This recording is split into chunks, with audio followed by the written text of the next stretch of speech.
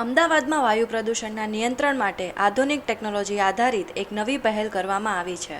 આ mobile laboratory શહેરના વિવિધ વિસ્તારોમાં ફરીને પ્રદૂષણના વાસ્તવિક કારણોનું વૈજ્ઞાનિક વિશ્લેષણ કરશે.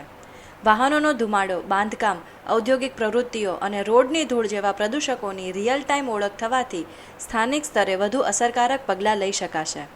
દરેક વ્યક્તિ પોતાના સ્વાસ્થ્યનું ધ્યાન રાખશે, એટલે સરકારનું આ જે પણ આયોજન છે એ સ્વાસ્થ્ય માટે ખૂબ જરૂરી છે. એ આપણા પ્રમાણે આ જે ઇન્ડસ્ટ્રીયલ એરિયાઓમાં યુઝ થશે તો એનું ડેફિનેટલી પ્રજાને એનો લાભ મળશે, પબ્લિકને એનો લાભ મળશે અને આવનારા સમયમાં એ હેલ્થ માટે બેનિફિશિયલ હશે.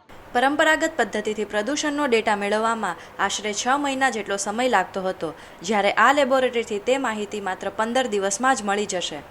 સમગ્ર શહેરમાં સ્થાપિત લો કોસ્ટ સેન્સરના મળતા ડેટાનું આ સિસ્ટમ AI મોડેલ દ્વારા વિશ્લેષણ કરશે. ખાસ કરીને ઔદ્યોગિક અને વધુ પ્રદૂષિત વિસ્તારોમાં આ ટેકનોલોજીથી પ્રદૂષણના સ્ત્રોતોનું સચોટ નિદાન શક્ય બનશે.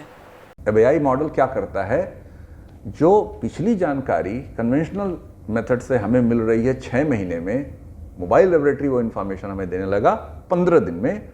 अब AI मॉडल और साथ में सेंसर का यूज़ करते हुए ये मॉडल सेंसर से डेटा लेते हैं, मोबाइल लेबोरेटरी का जो इन्फॉर्मेशन है उससे उसको ट्रेन करते हैं और AI फिर मॉडल जो है ये आपको इन्फॉर्मेशन देने लगेगा कहाँ पे, जितने जगह आपके सेंसर रहेंगे. ઇન્સ્ટ્રુમેન્ટની મેઇન ખાસિયત એ છે કે આની સાથે લો કોસ્ટ સેન્સર પણ મૂકવામાં આવેલા છે.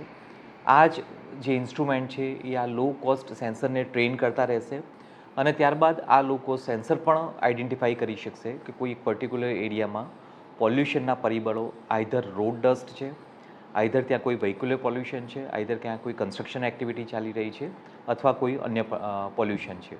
આ એક પ્રકારની માહિતી માટે અમદાવાદ મ્યુનિસિપલ કોર્પોરેશને પ્રયોગ હાથ ધરવામાં આવેલો છે. આ પ્રોજેક્ટ હેઠળ 72 કલાક પહેલાં જ હવાની ગુણવત્તાનું પૂર્વાનુમાન કરતી AI સિસ્ટમ પણ તૈયાર કરાઈ છે.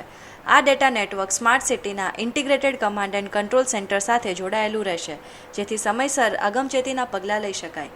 સચોટ માહિતીના આધારે લેવાનારા આ પગલાં શહેરની હવાની ગુણવત્તા સુધારવામાં નિર્ણાયક સાબિત થશે.